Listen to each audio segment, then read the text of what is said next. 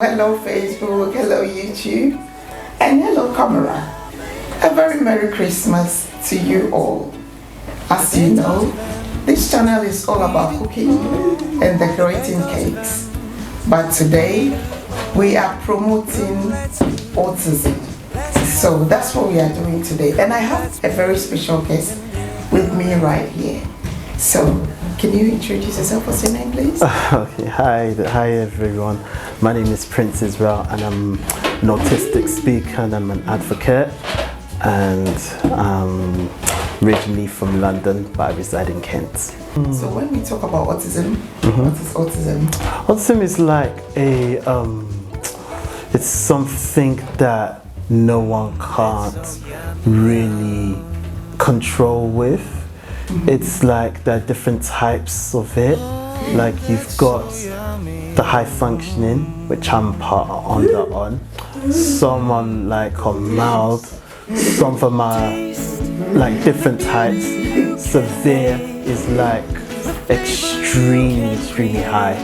So autism is not just one place, because there are all different types of it.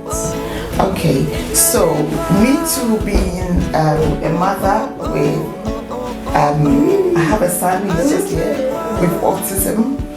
He is nonverbal, so some of them don't have speech. Some of them do have speech. Yes. So what are the challenges about autism at all? The challenges with autism is that, like you mentioned before, some of them can be non-verbal, yes. And then there's other types where people can have speech delays or anything else. And what we don't realize is that these are more sensitive areas that one doesn't take into account, and it's easy for one to struggle a lot. Like some could be hyperactive, yeah, or some can be very difficult to control. Yes. And when I mean it's like when you tell them to sit still, they refuse to sit still. Some may be into rocking chairs, or some will feel like they got this kind of energy they can damage anything without you noticing. So I think for me, if we're going to talk about the challenges, then are we ready to like do something about it rather than complain? Because it's easier to complain or moan a lot, because I get quite a lot of people, especially the Black and Asian communities, they don't want to stand up and do what's right for their kid, or maybe their young adults. I think for me is that we've got to, like, instead of saying you've heard of autism, do more of reading or do more of researching, because there's quite a lot of infos about it. So say if somebody wants to support autism, how can they support it? They can support people with autism if they are willing to just make their life easy, because some of them might be struggling in maths, some can be struggling in different subjects, because I can remember when I was in secondary school, there was a boy that was non-verbal, and he himself, he needed the extra support that he needed. For example, he was like, he could write a little bit. Okay, without verbal or speech. Yeah, he was non-verbal just like his son. Then I think there was a time, you had to make sure that he was doing it right. And then even if you didn't know what he was doing, the support staff will make sure he gets the job done, or help him do what he needs to do. Okay. Growing up with autism, how was your community, school, Any little thing that you can tell us? I will be transparent to your viewers, you know, because it's good to be open. I'm not a closed door. I'm more like open to those who really want the truth. Yes. I think growing up back then, having autism was kind of difficult. Okay. Growing up in, I think, what year was this? The 90 eras. Yeah. So when I was 3, I was diagnosed with autism. I was non-verbal like your boy. Yes. So that was a bit difficult because where we were living, it was a bit difficult for my mom and dad to deal with someone who had that challenges, because they were close of putting me into care home. Oh. They were very close, Okay. but they changed their mind and said they were going to live with it regardless. And my mom had to quit work for 9 years. Wow. And not even do anything, but rather just to make sure that I'm still living. I think church as well was another challenge on its own, because there was a time my mom and dad faced scrutiny in church because of me, and they took abuse because of me. Oh, they no. took it all in. Yeah. And when they did, I mean, it wasn't just only that, because I was the only autistic person in my church and there was no one else, and where they were, it wasn't really conducive for me, and which I strongly don't understand up to this day. Like, why will you put me in an area if it's not conducive and make life very, very even difficult? I had no friends of my age that could really deal with it, and it was very, very, very hard. And honestly speaking, I was thinking, like, God, where, you know, I was like, God, what's going on? So I just said to myself, but luckily, just to make it a bit more interesting, I got compensated with young adult mates who were like in their 20s or about to go into their early 30s. I don't know why it had to work out that way, but maybe God could trust them with me, because my mom was a bit protected over me, because she couldn't trust him, because there was a time I was with someone and I accidentally damaged my finger.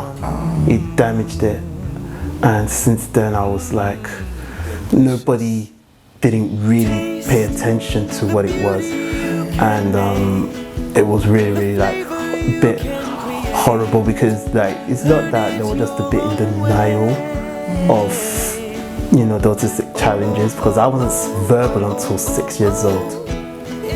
So that time it was a bit more of a challenging for my mom. But after me starting to communicate bit by bit, it took time, and then a lot of things were piling up. I faced abuse as a young kid, like being lied on by my schoolmates, which I was not expecting to. They got away with murder, but I played the victim, because there was a time this silly boy, you know, God forgive him, he just threw me over. He just threw me over and I landed on my tutor. And that was when they now made a false accusation saying that I kicked her, which was not true, because I've never kicked her in the face. And then it got to a point then my mom and dad took action, you know, and they went to court with the people who really did horrible things to me, and the bullies was really going on, and really truly, and secretly I was self-harming. Privately, but I did not tell my mom and dad I was self-harming. I did not know I had sensory issues as well. That was like years, you know. Sometimes you will be like touchy, fiddling, you can't sit still, etc., etc. I had no idea I had a sensory to this day.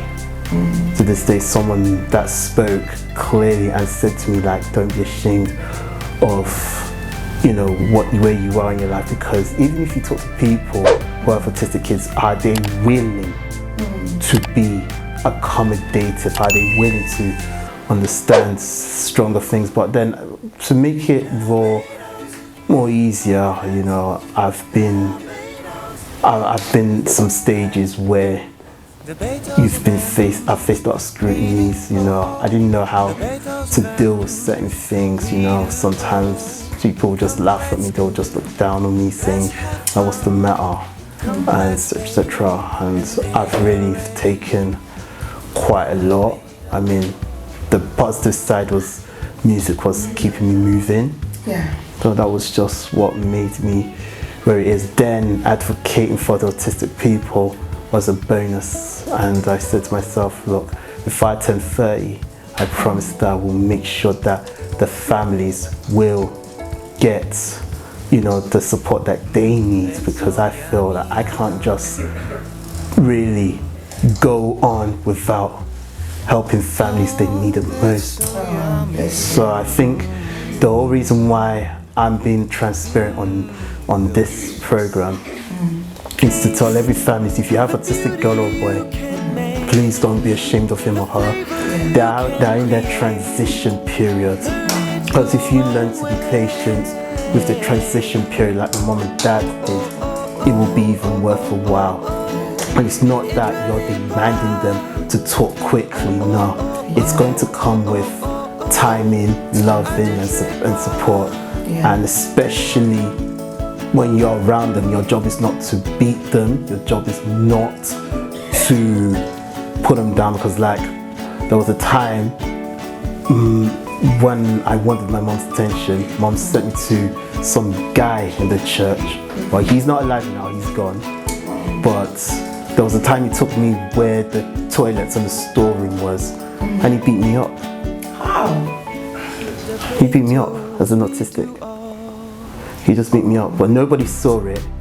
Nobody really saw it as an abuse, because like when you look at it, they'll think it's a punishment, but in reality, you know, it was really not. Because like I really felt like he didn't really know how autistic people operated, and it was really much of a battle. Sometimes, you know, the whole thing you've seen can make you feel like, rah, what's going on? And then church again, when I was 10, I faced prejudice. Yeah, I did. So it was really, really painful. I won't lie to you. Like I said before, I'm very straight. I faced prejudice, but I didn't know why the whole prejudice was thrown in my face. Anytime I wanted to go to Sunday school, this Sunday school teacher would try and throw me away. And I really felt like, well, why on earth would he do that for? So eventually I've been... So at that age, was you verbal? No, at 10 years old. Okay, so at that time he was 10. Yeah, that was when the whole prejudice started. Okay. You know, I was verbal from 6, then later when I got to like being, like may say 10 and trying to get used to life, you know, get some exposures, etc. That was when the whole prejudice started. Yeah. And then everything, it followed me, but I'm still here. Yeah, thank God for that. Thank you very much for being honest and sharing your story.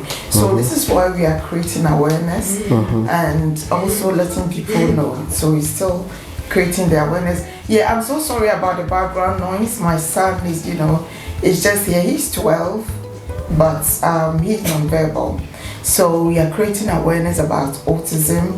If you have one at home, how can you help them? How can you support them?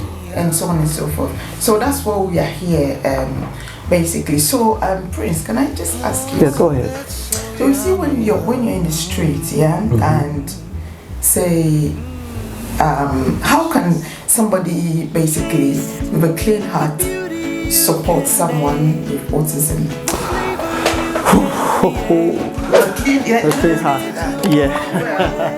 Well, willing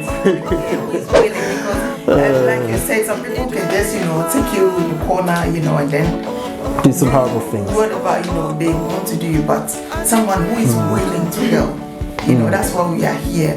We are here to support, to create awareness, to let people know that you too, you have feelings, you know what's going on.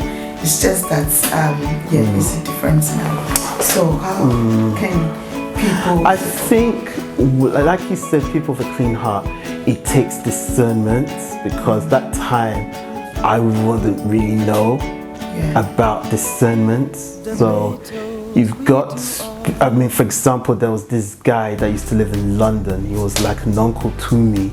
He was very patient. He was very patient, but he lives in Canada. I haven't spoken to him in years until we now reconnected. Then there was another guy, he was like an uncle to me. He used to look after me a lot, you know. Yeah. And then he was a very nice guy. There's another brother that used to look after me. Another sister that used to be so fond, you know, of, I don't know where she is. But then my mom recently spoke to me about, you remember the sister that used to look after you when you were younger? I had lots of people in the church that my mom can strongly trust. That will not really do some things that will make life, you know, difficult for me. In the sense of it, I had some good moments, especially my uncle. If my uncle knew I was so bored, he would lend me his Sony Walkman just to put it on. And he was a very nice guy, uncle. Oh, that's nice. Very nice uncle. Yes, so if you are watching us, thank you very much for joining. We are talking, or we are discussing about autism, how to support autism. That's what we are discussing now. I think this is going to be the final one. Okay. Say in the community, I mean, we've talked about church, in public transport, in the community. How do you want people, how can you advise people, you know, to kind of approach you? Do you know this is like a stigma? Okay. Yes, this stigmatization. This is really, like, again, interesting what you've asked. Like, before then, I'm letting the viewers know I'm writing a book titled Can I Be Me? And the reason why I'm writing the book is I want every Black community and Asian community to know that, you know, your child can be him or her without trying to change their identity, without trying to put a restriction on them. All right then, Israel, thank you very, very much for coming.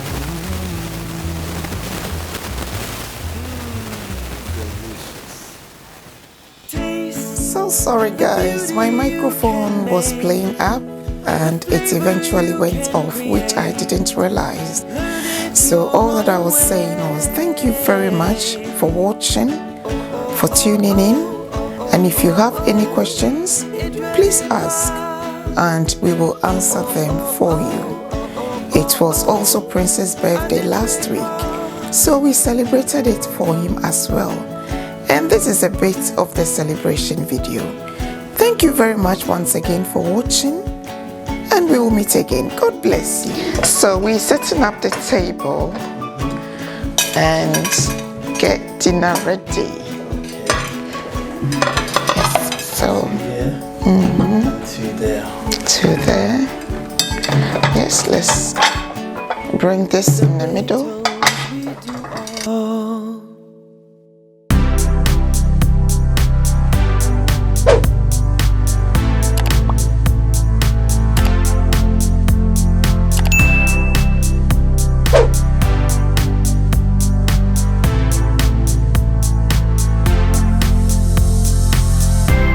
And then we bring our centerpieces. Can put one here and then one there. And then the middle is ready for the food. So let's go and get it ready. Okay, here we go. It's a dinner. Actually, should we go this way? Then we put a salad in the middle. So we do have salad video. And we have this vegetable jollof rice, which is yummy.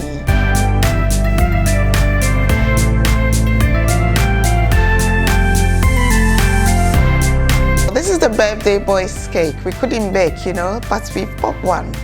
We're gonna cut this later. So a very Merry Christmas and a Happy New Year. Happy birthday.